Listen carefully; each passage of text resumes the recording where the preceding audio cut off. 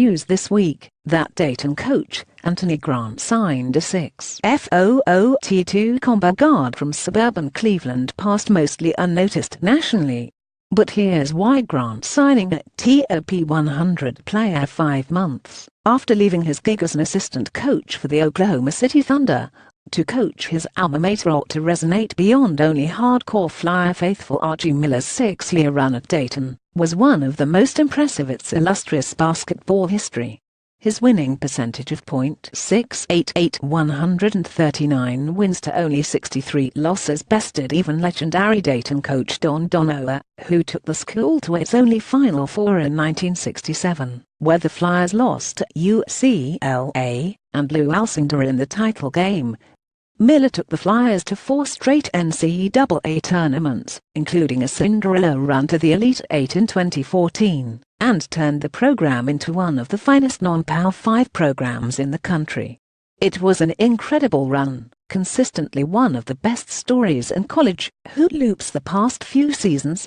It was realistic to assume there would be a big drop-off at Dayton in its first season after Miller left for Indiana, and to wonder how long it would take the 51-year-old Grant to get this program to those same heights, or even if he could.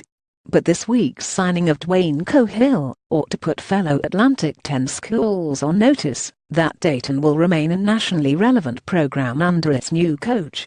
Dayton is not a frequent destination for top 100 recruits.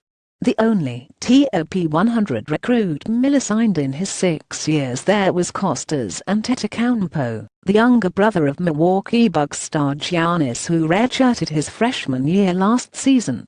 Miller built this program on grit and grind, finding and developing lesser-heralded recruits Tishan Pierre, Kendall Pollard, or getting former top 100 recruits to transfer to Dayton. Jordan Sippert from Ohio State, Josh Cunningham from Bradley.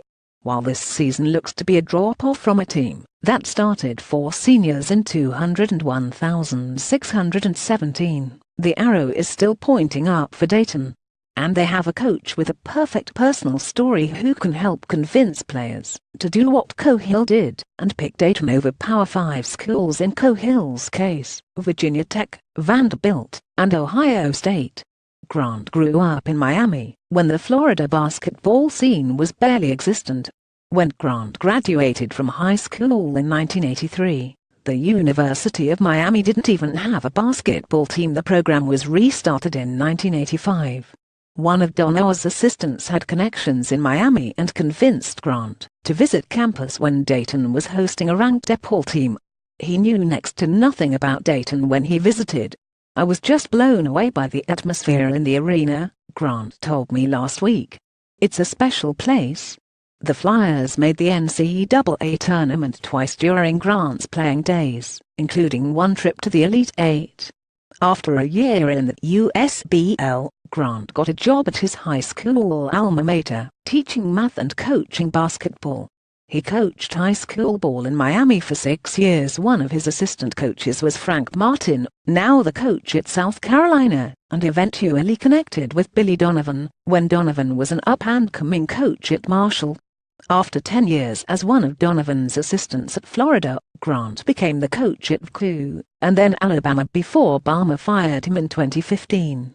After 2 years as an assistant in the NBA, another alma mater came calling to hire him, this time his former college instead of his former high school.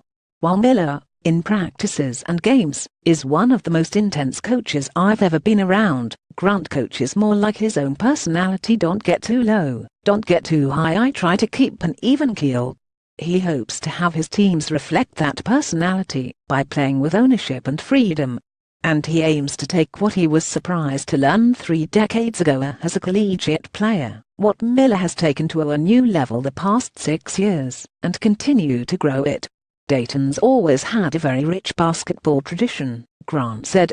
"When you look at what Archie and his staff was able to do, it's exposed the world to what I experienced 30 years ago when I came to Dayton for first time." His first team at Dayton will be young, really young. When you have one of the most experienced teams in college hoops, as Dayton did last season, the pendulum swings the other way the next. 6 of Grant's 11 scholarship players have never played a minute of college basketball. Junior Ryan Mikesell will redshirt after 2 off-season hip surgeries. Dayton fans who have gotten used to constant success may have to temper expectations this season. But I won't temper expectations for the future. That's what Grant's big signing this week told me. Talented players are going to see the same thing Grant saw 30 years ago, and come to one of the most low-key great basketball schools in the country.